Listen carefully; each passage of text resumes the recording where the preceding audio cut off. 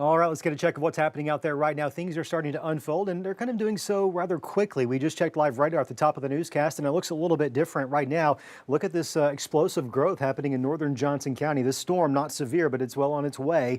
I think it's probably going to be exiting Johnson by the time it reaches that severe weather threshold. That extends into Madison County. Good old-fashioned thunder shower. That lightning has really escalated over the last 5 minutes there as well. That tells us that thunderstorm now beginning to take advantage of a highly primed atmosphere that is going to be capable of supporting some severe storms out there. Off towards the west, of course, we're focused on these guys as well. Very electric thunderstorms. In fact, there's so much lightning, it's actually tough to see what's really going on the radar level with some of those thunderstorms. They're severe warned right now. Nothing is rotating at the moment. This one specifically did produce a confirmed tornado back near to the Durant area a little bit earlier ago. We'll take a closer look into this activity right now just south of Sallisaw. You got some showers near Gore. Right now, it isn't anything really to be concerned with. A few spotty showers extending here to the south side of Fort Smith through Arcoma, Spiro, Panama. Given the environment and kind of what we're seeing out there, especially across parts of Johnson and Madison County, it's likely that these are showers now, but in the next 15 to 30 minutes, it's possible they could be something else. Possible they could be some thunderstorms. We want to track that for you very closely. Here's going to be Cass, Arkansas right here. Here's St. Paul, right up and down the Pig Trail there. You've got a nice thunder shower. Let's watch to see what that develops into on its way towards the northeast. Initially, hail and wind would be the primary concern with those. A good soaking rain in the Boston Mountains there in Johnson County with that specific cell. You look back towards the southwest of McAllister, additional severe thunderstorms beginning to develop. Right now, I find these to be nice and discreet. They're kind of out there on their own, and that's not necessarily what we want to see this afternoon. When they're discreet like that, they're able to produce some significant weather. Here's our overall tornado risk over the next couple of hours. You'll notice right here is between moderate and high, and a lot of us kind of find ourselves in that zone according to some of the latest data. That's likely to continue at least through 10 o'clock tonight,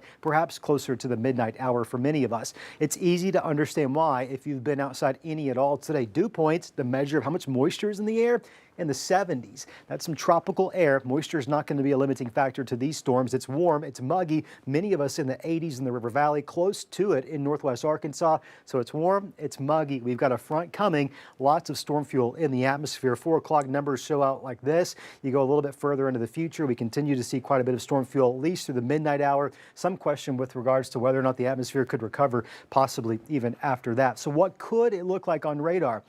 Don't want to put a lot of stock into this futurecast, to be quite honest. It's a model, it's a simulation, and honestly, we really just need to be looking at what's happening now. It's nowcasting versus forecasting, but I'll show it to you for a big idea of what timing could look like for us around 6 o'clock. Some thunderstorms in East Oklahoma, perhaps moving into northwest and west Arkansas. Those likely going to be strong to severe. That will continue in a linear fashion the later into the night we get. Nonetheless, potential for some storms will continue by midnight, probably until 1, 2 o'clock in the morning at the latest for many of us. That's a lot of data. That's a lot of information. Let's just drill down to what you need to know right now. Now, through about 2 o'clock, that's the window in which I highly recommend you have a couple of ways to receive some warnings.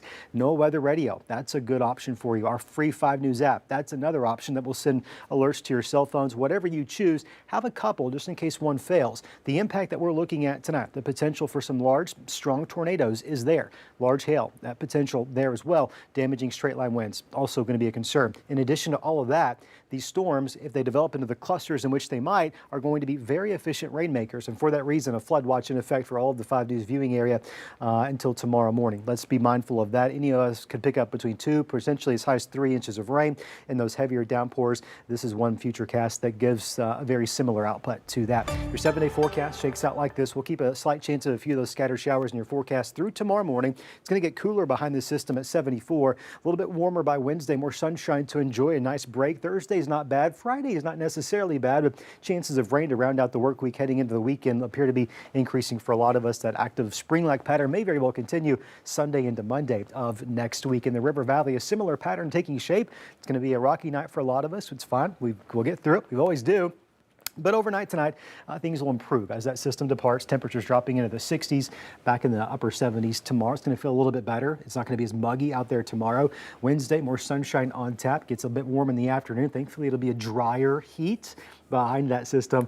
And then we'll see that moisture return as rain chances begin to slowly increase towards the end of the week. You know, any silver lining, but if it comes as a line instead of individuals, It's a little bit better. I mean, you're putting lipstick on a pig at that point, but yeah, you're a little bit better.